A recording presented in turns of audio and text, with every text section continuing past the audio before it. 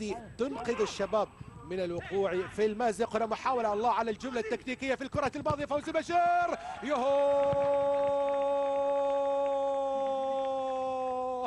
هذه لعبة كبار يا الزعيم، هذه لعبة كبار، من الكبير فوزي بشير إلى المتألق كمارا الذي تحدثنا عنه بأنه قلت أهدافه مع الزعيم، وكأنه يسمع النداء ويلبي جواب جمهور الزعيم. الله على محمد جمال، والروعة تأتي من فوزي بشير في عرضية رائعة. كمارا لا يمكن أن يهدر هذه الفرص أمام المرمى. جراح على الشباب تعمق. لاحظ مع خبرة السنين لا زالت موجودة فوزي بشير، لا زالت الحساسية توجيه الكرة موجودة. لاحظ معي خذوات الأولى مع محمد جمال والثانية مع كمارا والثالثة هوب في الجول. هكذا يعلنها أبناء ظفار عن تقدم أول في هذا اللقاء. والجراح تتعمق للصقور في هذا المساء، الجراح تزداد. فهل من جابر لكسور جرحان الصقور في هذا المساء؟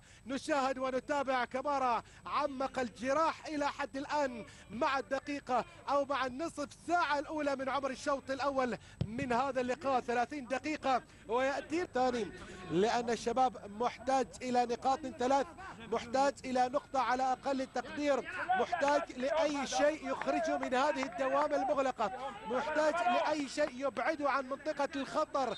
الصقور لم يتعودوا منذ فترة على هذا الوضع الصعب، ولأكثر من موسم لم يتعودوا سوى الوجود في المناطق الدافئة. نعم لم يكونوا أبطالا، ولكنهم لم يكونوا من الهابطين ولم يتعرضوا للهبوط بشكل عام. هل في هذا الموسم تكون الأمور مغايرة؟ الشباب هو من سيحدثنا عن ذلك من خلال الوقت القادم. هنا دربك أمام الدفاع، محاولة أمام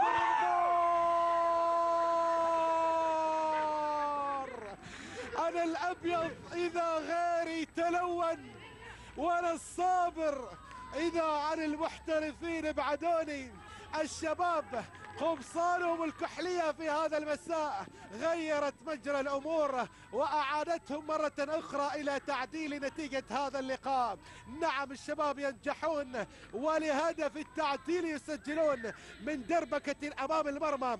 5 من لاعبي ظفار، من كان يقف ومن كان يجلس، من كان يحاول لملمة الكرة بقدمه ومن كان يتناولها برجله ومن كان يحاول أن يبعدها بفخذه. كل ذلك لم يكفي لأن يثني الشباب على أن يعدل عن تسجيل هدف التعديل في الكرة الماضية. نعم هكذا يا سادة يا كرام، الشباب ينجح في تسجيل هدف التعديل وينجحون في النهاية في إيجاد ثغرة في جميع الكرات. يتقدم لتنفيذ ضربة الجزاء. هل يهدي الشباب وتفك عقدة النحس بالنسبة للمشافري في الوقت القادم؟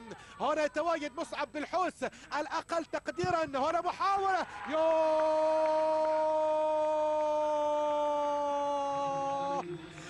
ضاقت فلما استحكمت حلقاتها فرجت وكنت أظنها لا تفرج، عبرت وكنت أظنها لا تعبر. يونس المشافري من عانى عسر مخاض كبير في تسجيل الأهداف، أخيرا عقدة وفك النحس يزول عن هذا اللعب، وأيضا النحس الذي يرافق الشباب يزول عنهم الشباب. إذن يقلب الطاولة على ظفار من خلال مجريات وأحداث الشوط الثاني. هكذا يا سادة يا كرام الشباب يعود مرة أخرى إلى التقدم بنتيجة المباراة بعد أن أحرز ظفار، ولكن هذه الثقة الكبيرة في أن تضع الكرة في حلق المرمى وفي وسط المرمى، هذه يبيلها ثقة، هذه يبيلها ثقة يا يونس المشافري، والثقة يتحدث عنها المشافري بأنها موجودة وليست بغائبة عن هذا اللاعب الذي صاب كثيرا عن التهديف. يصل في هذه المباراة إلى الهدف التاسع ويوصل